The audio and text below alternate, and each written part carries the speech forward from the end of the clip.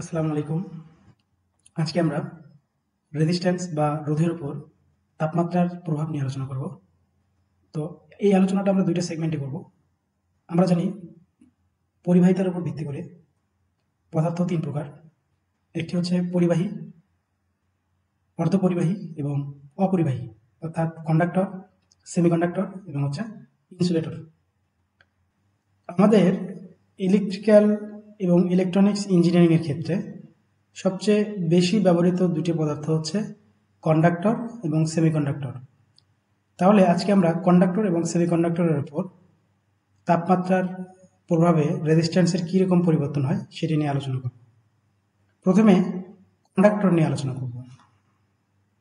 Conductor বা পরিবাহীর তাপমাত্রা সহক, রোধের তাপমাত্রা সহক পজিটিভ।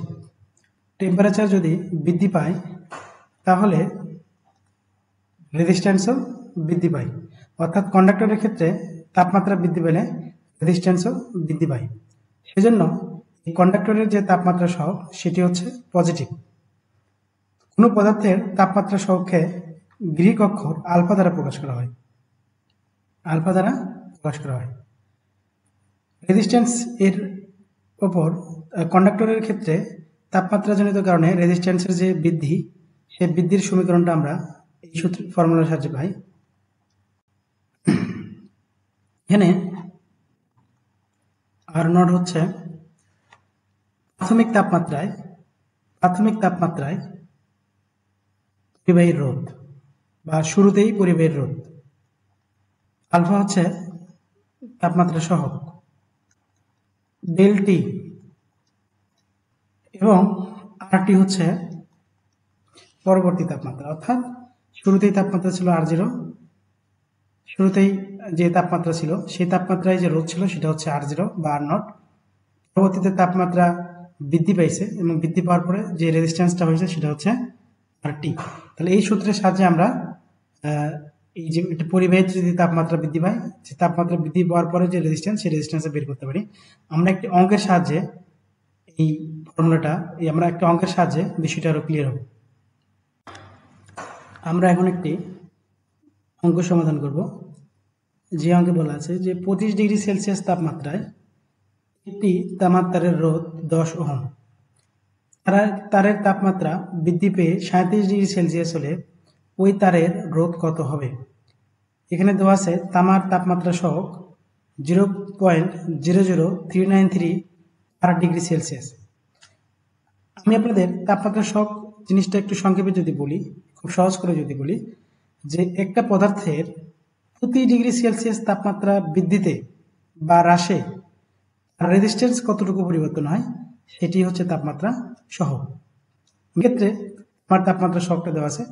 তো আমরা জানি তামা যেহেতু একটি পরিবাহী, সেক্ষেত্রে পরিবাহীর জন্য আমরা জানি যে রেজিস্ট্যান্সের যে পরিবর্তন, তাপমাত্রার পরিবর্তনের সাথে সাথে রেজিস্ট্যান্সের পরিবর্তন, সেই রেজিস্ট্যান্সের পরিবর্তনের সূত্র হচ্ছে RT সমান R0 1 plus alpha delta. Okay, এক্ষেত্রে আমাদের যে প্রাথমিক তাপমাত্রা সেটি ছিল হচ্ছে আমাদের প্রাথমিক যে রোধ, সেই প্রাথমিক শুরুতেই রোধ ছিল হচ্ছে 10 ওহম।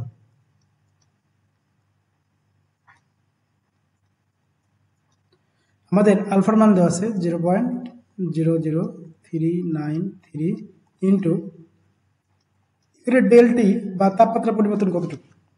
শুরুতেই তাপমাত্রা ছিল 25, পরে তাপমাত্রা হচ্ছে 37, অর্থাৎ পার্থক্য তাহলে কতটুকু?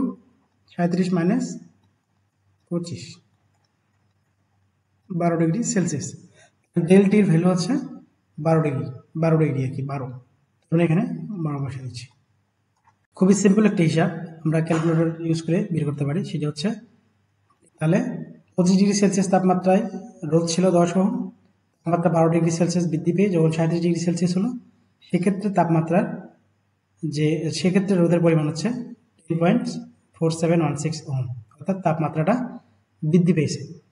আমরা শুরুতেই বলেছিলাম যে পরিবাহী যদি হয় তাহলে তাপমাত্রা বৃদ্ধির সাথে সাথে রোধের পরিমাণ বাড়ে, কিন্তু বিষয়টা যদি হয় সেমিকন্ডাক্টর বা অর্ধপরিবাহী, সেক্ষেত্রে তাপমাত্রা বৃদ্ধির সঙ্গে সঙ্গে সেমিকন্ডাক্টরের রোধটা কমে যায়। অর্থাৎ সেমিকন্ডাক্টরের ক্ষেত্রে তাপমাত্রা সহগ হচ্ছে নেগেটিভ। তো এই সেম কন্ডিশন, সেম অঙ্কটা যদি আমরা একটা সেমিকন্ডাক্টরের ক্ষেত্রে চিন্তা করি, তাহলে আমাদের ফর্মুলাটা দাঁড়াবে RT সমান R নট 1 মাইনাস আলফা ডেল্টি। তাহলে আমাদের সবকিছু সেম থাকবে, শুধুমাত্র এই সূত্রের এখানে একটা নেগেটিভ আসবে, কারণ হচ্ছে এই পরিবাহীর কারণ হচ্ছে সেমিকন্ডাক্টরের যে তাপমাত্রা সহগ সেটি হচ্ছে নেগেটিভ। আমরা তখন হিসাব করে দেখব যে সেমিকন্ডাক্টরের তাপমাত্রা যতই বাড়বে তার রেজিস্ট্যান্স ততই কমবে। তো আমি আর আলাদা করে এই সেমিকন্ডাক্টরের জন্য কোনো অঙ্ক করতেছি না, কারণ বিষয়টা খুবই সিম্পল। আশা করি আপনারা এই বিষয়টা বুঝতে পেরেছেন।